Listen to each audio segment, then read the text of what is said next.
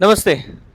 आज नुकत्याच 12वीच्या रिझल्टमध्ये आज आपल्या अकॅडमीचे विद्यार्थी असतील किंवा तमाम महाराष्ट्रातले विद्यार्थी असतील, या सर्वांचा रिझल्ट लागला. रिझल्ट 1 वाजता लागणार होता असं गव्हर्नमेंटनं डिक्लेअर केलं होतं. परंतु 11 वाजल्यापासूनच मेसेज आणि फोन यायला चालू झाले. हा तर विद्यार्थी असा होता की मला 11 वाजता त्यांनी मेसेज केला की सर कसं तरी होतंय.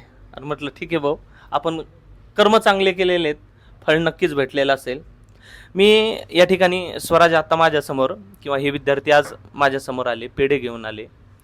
तर एक त्याचे जर मॅथ्समधले जर मार्क्स जर बघितले किंवा त्याचे पर्सेंटेज जर बघितले, त्याने केलेलं कष्ट असेल हे नक्कीच यामधून बघायला भेटतंय. तर एक स्वराज आजचा जो रिझल्ट लागला त्याच्यामधून तुला काय पहिली प्रतिक्रिया काय आहे आणि काय वाटत होतं? रिझल्ट मस्तच लागला. त्याच्यामध्ये सगळ्यात खुश तर मी तेव्हा झालो जेव्हा मॅथ्समध्ये मी 97 मार्क्स बघितले. कारण की ज्यावेळेस आपण पेपर देतो आणि पेपर दिल्यानंतर आपण घरी येतो आणि पेपर चेक करतो की आपलं एवढं एवढं चुकलं आहे किंवा आपलं एवढं बरोबर आले.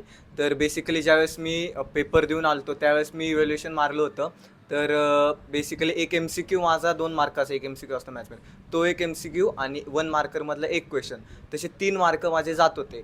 मला बाकीचे सगळे म्हणले एवढे मार्क कुठं पडत असतात का, 97 तू म्हणतोय, तुला कॉलेजमधनं पर्सेंटेज म्हणजे इंटरनल मार्क्स पूर्ण देत नाहीत कॉलेजवाले. पण ज्यावेळेस आज रिझल्ट आला की आणि तेव्हा ते मार्क दिसले की 97 मार्क्स मला मॅथ्समध्ये पडलेले आहेत, तेव्हा खूप आनंद झाला. नक्कीच. म्हणजे सर, बघायचं जर म्हटलं तर कर्मवीर भाऊराव पाटील म्हणजे भारतीय विद्यापीठमध्ये ही आपली विद्यार्थिनी तिथून फर्स्ट आली. आणि तुझा कुठला नंबर आला? थर्ड नंबर आला. म्हणजे फर्स्टही आपलाच आहे आणि थर्डही आपलाच आहे. पुढच्या वर्षी नक्कीच सेकंड पण आपलाच असेल याची ग्वाही देतो आणि थांबतो. नक्कीच त्यांच्या भावी आयुष्यासाठी नक्कीच सदिच्छा व्यक्त करतो आणि थांबतो. जय हिंद, जय महाराष्ट्र. धन्यवाद.